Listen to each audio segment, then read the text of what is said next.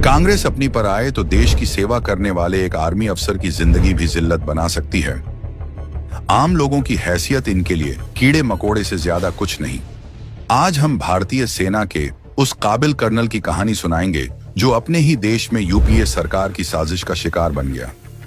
इस सैनिक की कहानी न सिर्फ आपके रोंगटे खड़े कर देगी, बल्कि ये सुनकर उन लोगों का सिर शर्म से झुक जाएगा जो कांग्रेस को वोट करते हैं।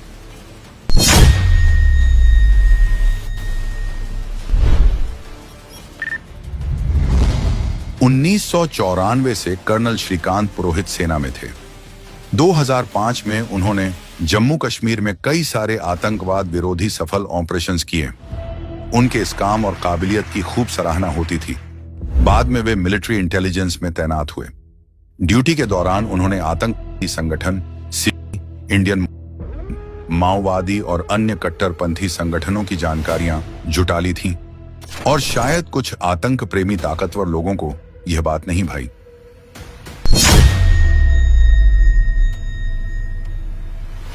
(5 नवंबर 2008 को कर्नल पुरोहित को मालेगांव ब्लास्ट केस में झूठे आरोप के साथ गिरफ्तार कर लिया गया।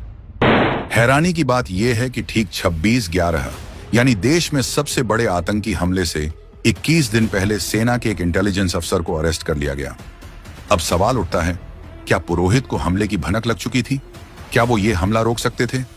क्या उन्हें इसलिए मालेगांव ब्लास्ट में फंसाया गया ताकि मुंबई हमला बिना रुकावट के हो सके?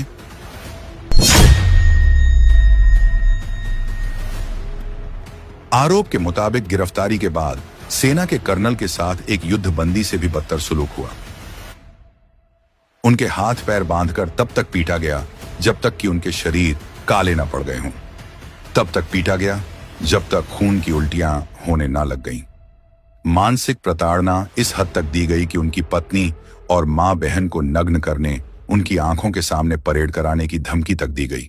उनके अपने सह फौजियों से प्रताड़ना दिलवाई ताकि उन्हें अंदर से तोड़ा जा सके।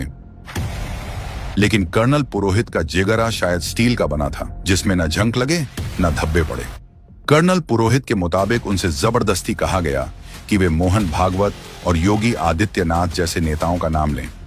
ये सब कुछ यूपीए सरकार के इशारों पर हो रहा था। अगर आप उनकी लिखी शिकायत पढ़ लें तो शायद आपका कलेजा फट जाएगा।